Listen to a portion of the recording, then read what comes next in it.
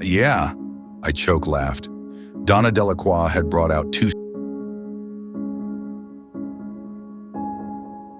It isn't easy to sell a used mattress. Who wants to risk bringing an infestation of bedbugs into their home? Who wants to lay atop a stranger's sweat, skin cells, and bodily fluids? Who wants to sleep in the place where another person might have died, maybe even died horribly? It isn't easy to sell a used mattress, but it's especially hard to sell a haunted mattress. Wait, I'm getting ahead of myself. It all started with my ex, Amanda. It's normal to have a shouting match during a breakup. Maybe it's even normal to break things in the process. But using a knife to carve up everything your partner owned, from their artwork to their couch, I call that crazy. I suppose I was lucky that I wasn't at home when Amanda shredded my stuff and left. If I had been, I might have gotten myself as neatly sliced up as my mattress was. Walking through my bedroom door was like walking into an explosion at a stuffing factory.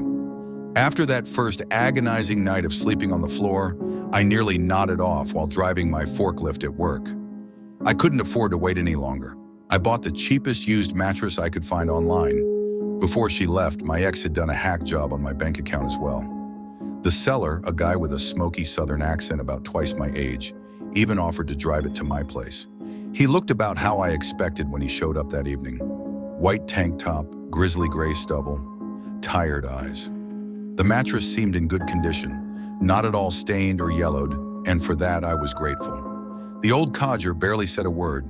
He just helped me unload the mattress, counted the $49 I'd handed him, and drove off, lost in his own thoughts. Sure, his behavior was odd, but I was just happy to have something soft to sleep on. Discount pillows, a secondhand mattress, and thrift store sheets. It wasn't perfect, and slashed up reminders of Amanda were still stacked around my apartment, but having a place to sleep made me feel like I was finally getting my life back together. Or at least it did, until I lay down on my new mattress and closed my eyes. The mattress was neither too soft nor too hard. There were no lumps or pits. It was clean and comfortable, but it felt old-like. I could smell the dust of decades on it. I wondered, chuckling, if I might have just bought my first feather bed. It was the last time I laughed for a long time. As I was nodding off, I had the strangest feeling that the mattress was moving beneath me, undulating, like gentle waves. Something crawling or snapping would have woken me in a heartbeat. But this was different. It was actually relaxing. Soon, however, the feeling became anything but comfortable. It was like I was drowning in those fabric waves. My eyes snapped open, and I realized with horror that the cloth of the mattress had nearly covered my hands, ankles, and neck. It was like it was trying to eat me alive. I tore myself free and pressed my back against the wall, panting. But the moonlight pouring through my bedroom window shone down on a perfectly ordinary mattress. Or did it? I'd swear that beneath the wrinkled sheets, I saw a ripple of movement. All I could hear was my thundering heartbeat. I took a long drink of cold water, and while I did, I kept one eye on the mattress. I couldn't say why, but I felt like at any moment some awful thing would rise up from beneath those sheets. On one hand, I told myself that there was no way I could go back to sleep after what had just happened. On the other hand, I had to work in the morning. With a sigh, I lay back down, carefully. Nothing writhed beneath the fabric. I wasn't suddenly sucked into a feathery black hole. Not even the box spring squeaked. Everything was fine until the moment I fell asleep. They were hands. I hadn't wanted to believe it at first, but I couldn't deny it any longer. Hands made of impossibly solid cloth were pulling me into the mattress, suffocating me. The light of my bedroom got smaller and smaller as the fabric closed around my face. It was like being buried alive. With an effort that made all my underused muscles cry out in torment, I bit into the mattress with my teeth and twisted my torso out onto the floor. I was drenched with sweat, but the mattress looked no different than it had the moment I bought it. It sat there, still and silent, like it was mocking me with its normalcy. I groaned and dragged myself out to the main room of my apartment, where I stuffed a pillow beneath my head and tried to sleep on the rough, scratchy carpet. It was impossible. Every time I closed my eyes, I could imagine how it would happen. My bedroom door would creak open. Some white, vaguely human thing like a mortuary corpse draped in cloth would hover silently out of my bedroom. Maybe I'd even be able to see its rotting feet dangling beneath its shroud. It would drift toward me without waking me, not until it had me where it wanted me, with its dead hands around my throat, crushing my neck into the carpet with otherworldly hate until it put me to sleep for good. What the hell was happening to me? I decided to try my ex's technique and make a cut, just a tiny one in the top of the mattress. I told myself that I could always repair it later, and anyway, I had to know. I felt myself trembling as I approached the mattress. The moonlight streaming through by blinds made the room ghost pale, but clear enough to see. Would the mattress scream when I cut into it? Would it bleed? Would hundreds of fabric hands burst out to grab me? The silver blade slid easily into the cloth. Peering inside, I could see that it was stuffed with feathers, just as I'd thought. Not a single corpse. I went to the bathroom to splash cold water on my face. My shift was starting in a couple hours, and based on my reflection in the mirror, I was the closest thing to the living dead in this apartment. Sleep deprivation is no joke. I lost count of the number of times throughout the day I almost caused a major accident, loading a pallet of DVD crates at a bad angle, not noticing a foreman behind me while I was backing up. But what could I do? Call in sick with a bad case of the creeps? At best, I'd be laughed at. At worst, I'd be fired, and I could not afford to lose this job. I decided I'd give the mattress one more try. Maybe the dreams had been caused by lingering stress from what happened with my ex Amanda. Maybe they'd been caused by indigestion. What was it that Scrooge had said, that Charles Dickens story we'd had to read in high school? There's more of gravy than of grave about you. Whatever it was, I couldn't throw away a good deal without being sure. I was so exhausted that no amount of lingering fear could keep me awake. The moment I got home, I fell down on top of the mattress face first and drifted into a dreamless sleep. The inability to breathe, that's what woke me. And the feeling of fabric fingers pulling my neck downward into the pillow, smothering me. I screamed, grabbed at them to pull them off, and was amazed by how human those lifeless cloth hands felt. Once again, I slithered out of my mattress's grip, and once again, it seemed normal the moment I'd left it. I couldn't take any more of this. I stripped off the sheets and single-handedly dragged the mattress down the 3 a.m. hallway, ignoring the angry protests of my neighbors as its heavy bulk bounced along their walls. There was no way I was letting that damn thing spend another minute in my apartment. I heaved it out onto the curb, wiped my hands on my pajama pants, and trudged back up the stairs, where I tried once again to sleep on the floor. The moment I nodded off, however, they were back, hands rising out of the carpet, grappling, crushing, strangling. I pushed myself up from the floor. Nowhere in the apartment felt safe. Whatever had been haunting that mattress, now it was haunting me. And until I freed myself from it, falling asleep would be deadly. I decided to start my investigation at the source, the old geezer who'd sold me the damn mattress in the first place. Luckily, I still had his contact information from the delivery. He didn't answer my first 2 calls, but the third time I got lucky. "Yeah?" A husky voice rasped into the receiver. "This is the guy you sold that mattress to. We need to talk." "What do you want?" "Do you have any idea what time it is? Fucking punk. Did you sleep on it or not? I need to know. Before you sold that mattress to me, did you sleep on it?" The old man stammered like a kid who'd been caught in a lie. Well, no, I found it. In the apartment of a tenant. Ex-tenant, I guess I should say. Fucker disappeared. Left everything behind." The old man spat. "Just vanished. That's the problem with you young people. You got no reliability, no roots." The geezer kept rambling, but I wasn't listening. I thought I had a good idea of how his ex-tenant had just vanished. And if I wasn't careful, the same thing might happen to me. "Any idea where he got it?" I grunted, fighting back a yawn. "What's with you and that mattress? Does it have bedbugs or something? I swear if I have to fumigate that fucker's apartment," the old man groaned. "Look, I didn't even know the guy. He probably bought the damn thing from some stranger online, just like you." Click. A dead end, I thought, and laughed morbidly. I was swooning from tiredness, but I didn't dare to sit down. If I did, I might fall asleep. I peered out the blinds. The mattress was still out there, propped against the dumpster. An idea occurred to me. I rushed out to inspect it, searching for a tag, a sticker, anything that might suggest where it had come from. Sure enough, there was a hard rectangle of canvas stitched onto its side. The original printing was illegible, but a name and address had been scribbled over it in faded blue ink. Lucy Delacroix, 1142 Birchdog Avenue, City and State redacted. Had I stumbled upon the address of the original owner?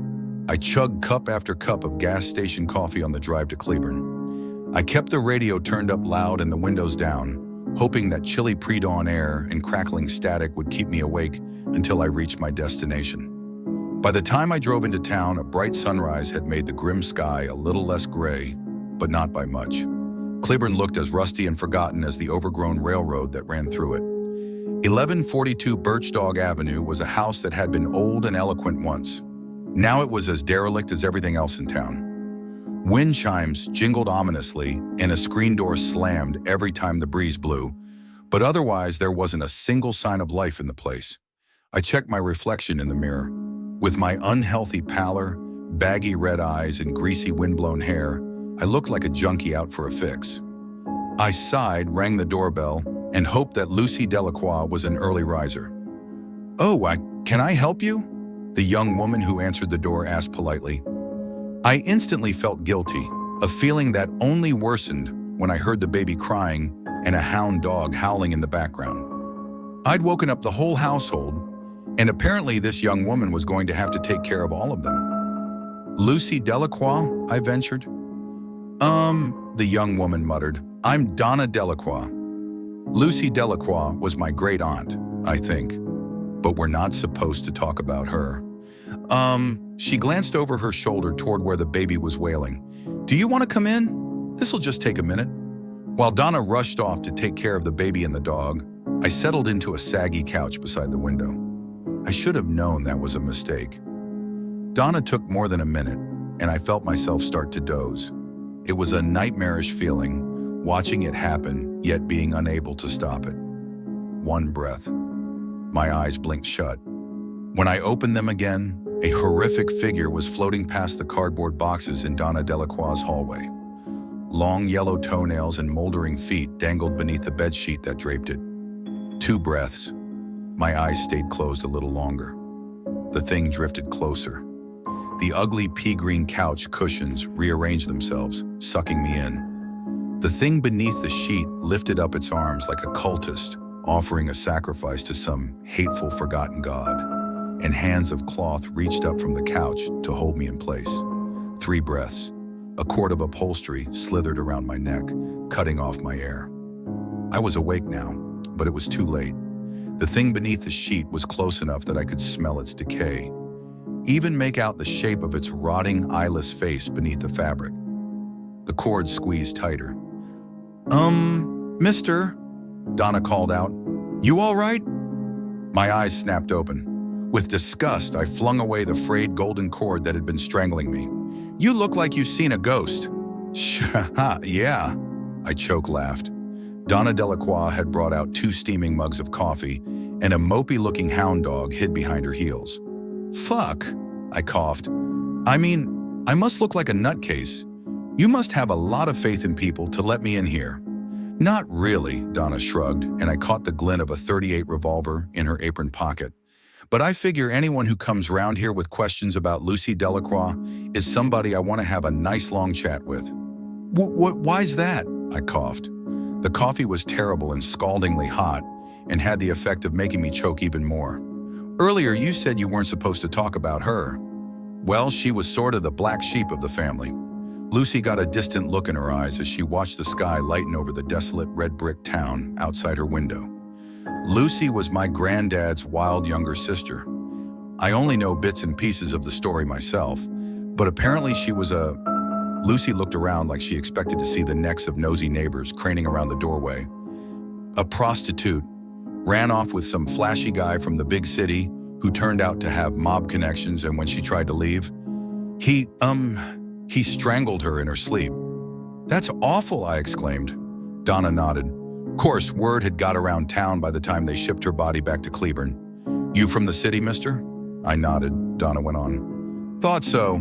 Might be hard to wrap your head around it, but in a small town like this one, reputation is everything. How can you trust a man who can't manage his own family to manage a business? Or pay back a loan? Or be your child's father-in-law? See where I'm going with this? My granddad saw Lucy's memory as this big dark cloud hanging over the family, and he wanted it gone. Didn't even give her a Christian burial. Just dumped her in an unmarked hole in the family plot behind the church. Donna Delacroix sipped her coffee sadly. Her eyes narrowed. Who'd you say you were again? I think I might have something that used to be hers. That's why I'm here. I'd love to see anything of Lucy's, Donna exclaimed. It's like I never really got to know her, you know? She's like this missing puzzle piece of the past that I've never been able to fill in, and it's just a mattress. I cut her off quickly. Oh, Donna frowned. So why? Look, I leaned forward. If you were Lucy, how would you feel about what happened? Well, I don't know about you. Donna stared into the dregs of her coffee thoughtfully. But if I was her, I'd be furious. I figure I'd be mad at the whole world. That's what I think too. I nodded. Do you think you could meet me around the spot where Lucy is buried in about 4 hours or so? I'd like to do your family a little favor. I gotta take the baby for a walk anyway, so yeah. Donna hesitated. But mister, are you sure this is about a mattress? I didn't answer. I was already out the door. I had 11 missed calls from work, but I could deal with that later. What was important now was slapping my face with my right hand while I drove with my left. What was important was finding someplace I could buy a simple pre-made grave marker and get a small brass plaque engraved. I knew it would be expensive, but cleaning out what was left of my bank account was a small price to pay to avoid being slowly suffocated for all eternity in some gloomy underworld. Donna Delacroix met me around 4 p.m. in a church graveyard that was, unsurprisingly, only about 4 blocks away from her house. I saw the gravestones of the Delacroix family going back generations and one patch of dead grass without a marker. The truck of the stonemason I'd found a few towns over rumbled outside the cemetery gate. This where you want the rush job? The stonemason asked. I nodded. You sure are paying a pretty penny for someone who's been dead for, what? 60 years? She deserves to be remembered, Donna said defensively, bouncing her daughter on her hip. I agreed. The stonemason shrugged, blew a bubble with his gum, and got to work. When it was all over, I parked in the shade of an old sycamore tree beside the cemetery, reclined the driver's seat as far back as possible, and slept the sleep of the dead. If it's true that the dead sleep well, I couldn't say for sure, but no grasping hands or strangling cords came for me while I dozed, and no nightmarish visions of sheet-draped ghouls haunted my dreams. I hope that's because the spirit of Lucy Delacroix is finally at peace. But that's nothing more than a hope, because when I finally got back to my apartment, I could see that Lucy's mattress was gone. The dumpsters were still full, which could only mean one thing. Someone had picked it up off of the curb. Maybe they're sleeping peacefully on it right now, unaware of its twisted history. Maybe, or maybe they've already disappeared, dragged to the underworld by an angry spirit whose anger at the world hasn't yet been quenched. I honestly don't know, but if I were you, I wouldn't sleep in any bed that wasn't mine. Not unless I knew where it had been.